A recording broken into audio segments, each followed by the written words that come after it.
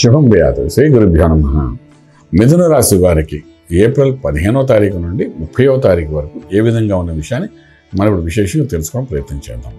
మిథునానికి ద్వితీయ స్థానంలో కుజుడు నీచబడి ఉన్నాడు. కుటుంబ స్థానంలో చతుర్థంలో కేతువు కనిపిస్తున్నాడు.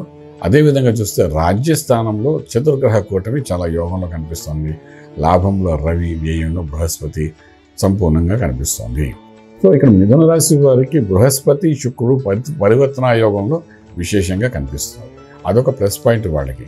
ఏదైనప్పటికీ ఆర్థిక విషయానికి వచ్చినప్పుడు ఉద్యోగరీత్యా చేసే ప్రయత్నాలు ఆపకుండా కంటిన్యూస్గా ప్రయత్నం లోపం లేకుండా చేయండి. ఎందుకంటే ఇవన్నీ ఎందుకు చేయమంటున్నానంటే మిథున రాశి వారికి మే 15 తర్వాత గురుబలం పెరుగుతుంది. ఇప్పటి నుండి చేసే ప్రయత్నాల్లో గురుబలం వచ్చే టైంకి కొత్త ఉద్యోగం వచ్చే అవకాశం బాగా కనబడుతుంది.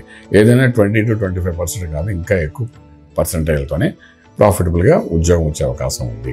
అలాగే వ్యాపారం చేసేవాళ్ళు కొత్త వ్యాపారం శ్రీకారం చుట్టాలన్నా, అగ్రిమెంట్స్ చేసుకోవాలన్నా ఇటువంటివన్నీ ఈ 15 రోజుల్లో విశేషంగా చేసుకోవాల్సిన అవసరం ఎంతైనా ఉంటుంది. ఏదైనా చేసుకుని 4 రోజుల ముందు ప్లాన్ చేసుకోవడం చాలా అవసరం కాబట్టి ఇవన్నీ మీకు మే తర్వాత బాగా ఉపయోగపడతాయి.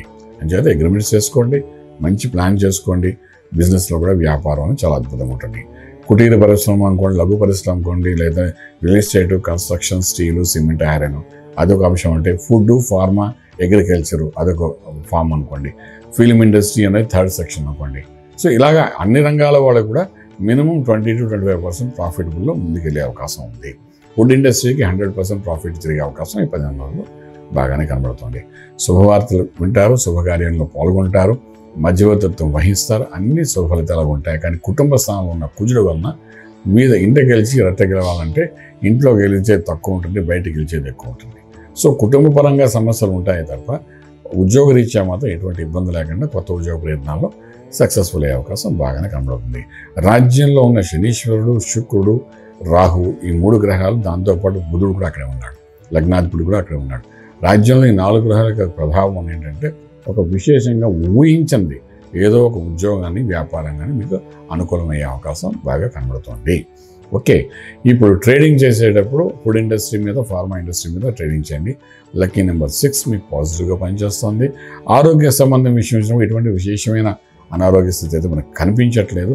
అయినప్పటికీ చండీ పారాయణం చేసుకోవడం కానీ, చండీ మంత్రాన్ని సాధన చేయడం, చండీ అష్టోత్తరం చదువుకోవడం కానీ ఇటువంటి ఏదో ఒకటి చేసుకోవడం, లేదంటే ఇది ఏది కానప్పుడు అమ్మవారి గుడికి వెళ్ళి ప్రదక్షిణ చేసుకోవడం కానీ ఏదో ఒకటి సింపుల్గా చేసుకుంటే కొంత దుష్టశక్తి లాంటిది ఏంటంటే కుజుడు 2వ ఇంట్లో ఉన్నాడు కాబట్టి దాని ప్రభావం మన మీద పడకుండా ఫ్యామిలీ పరంగా కూడా ఎటువంటి ఇబ్బంది లేకుండా రాజమార్గంలో రాజ్యం పొందడానికి అవకాశం ఉంటుంది.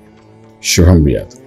పూర్తి వివరాలకు సంప్రదించండి శ్రీ వేదమాత గాయత్రి జ్యోతిష్యాలయం, బ్రహ్మశ్రీ మంతా సూర్యనారాయణ శర్మ గారు, Srinilayam, 1st floor, 101, Sai Vaibhav layout, Chitrapuri colony పక్కన, కాజాగూడ, హైదరాబాద్ 500008.